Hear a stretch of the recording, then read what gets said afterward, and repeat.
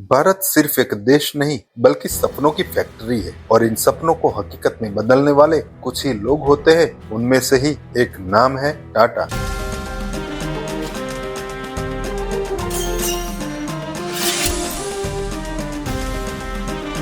एक ऐसा नाम जो सिर्फ बिजनेस नहीं करता बल्कि देश की नींव मजबूत करता है। जब देश को स्टील की जरूरत थी तब पहला स्टील प्लांट टाटा। जब देश को सॉफ्टवेयर की जरूरत थी तब पहली आईटी कंपनी टाटा। देश में पहला कैंसर हॉस्पिटल टाटा। स्वयं साहस, नैतिकता और देश प्रेम से बनी हुई एक अटूट ब्रांड मतलब टाटा। आधुनिक भारत को उजागर करने वाला एक नाम। आज के दिन टाटा ग्रुप की मार्केट कैप है 311 बिलियन। टाटा ग्रुप में 100 से ज्यादा कंपनियां हैं जिसमें 29 कंपनियां शेयर मार्केट में लिस्टेड है। आज हम एवरेज बात करें तो देश के कुल टैक्स का 2% जितना टैक्स अकेला टाटा ग्रुप देता है। भारतीय आर्मी और भारतीय रेलवे के बाद देश का तीसरा सबसे बड़ा रोजगार देने वाला ग्रुप है टाटा ग्रुप। इतना बड़ा कारोबार होने के बाद भी टाटा का नाम कभी अमीरों के लिस्ट में नहीं आता, क्योंकि टाटा ग्रुप की पेरेंटिंग कंपनी है टाटा सन्स और टाटा सन्स में भी सबसे ज्यादा मालिकाना हक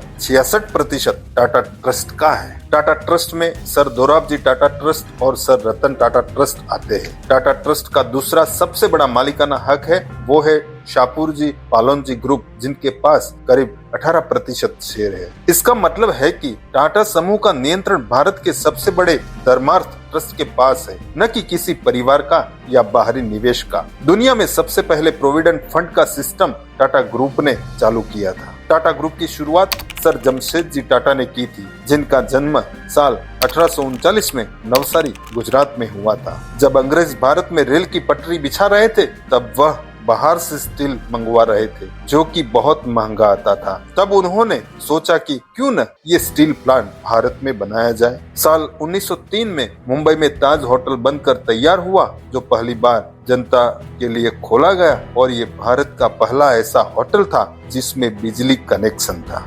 जमशेदजी टाटा की मौत के बाद टाटा का सुकान संभाला दोराबजी टाटा ने। उन्होंने टाटा ग्रुप को कई ऊंचाइयों पर पहुंचाया। उन्होंने साल 1907 में जमशेदपुर में भारत का पहला स्टील प्लांट बनाया और इसी प्लांट ने विश्व युद्ध के दौरान ब्रिटेन को स्टील पहुंचाया। टाटा स्टील साल 2024-25 में कुल आय 2,18,543 करोड़। उन्होंने साल 1911 में टाटा पावर की शुरुआत की, जो भारत का पहला हाइड्रो पावर स्टेशन बना। उस समय देश की बड़ी इंडस्ट्रीज को उसी से बिजली मिलती थी। उस समय विज्ञान भी बड़ी तेजी से बढ़ रहा था, तो उन्होंने बेंगलोर में इंडियन इंस्टीट्यूट ऑफ साइंस की स्थापना की। कुल मिलाकर देखे तो वह भारत को किसी भी क्षेत्र में पीछे छोड़ना नहीं चाहते थे। देश का पहला industrial bank Tata industrial bank उन्होंने खोला था। बाद में सरकार ने उसे एक्वायर कर लिया। दोराबजी टाटा के कोई बेटे नहीं थे, तो उन्होंने एक ट्रस्ट बनाया जिसका नाम रखा सर दोराबजी ट्रस्ट। साल 1939 में टाटा केमिकल्स की शुरुआत हुई, जो भारत में तरह तरह के केमिकल का स्वयं उत्पादन करती थी। इस कंपनी ने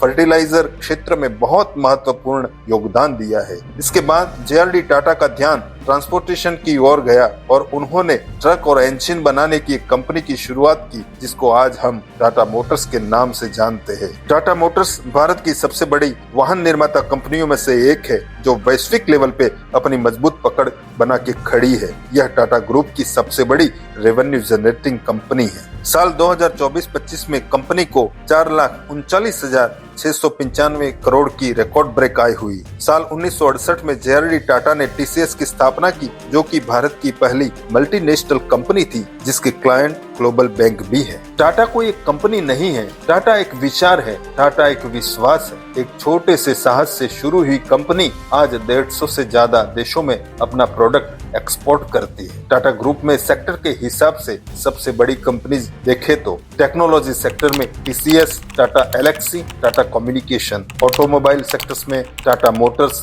Tata Technologies, Tata engineers. Metal sector में देखे तो Tata Steel, metaliks, sponge, iron. ऊर्जा सेक्टर में देखे तो टाटा पावर, सोलार। रिटेल्स और फैशन सेक्टर ट्रेंड और जुडियो। ऐसे ही हर सेक्टर में टाटा ग्रुप फैला हुआ है। इसलिए आज बोला जाता है टाटा ग्रुप, जहां भरोसा सिर्फ वादा नहीं विरासत है।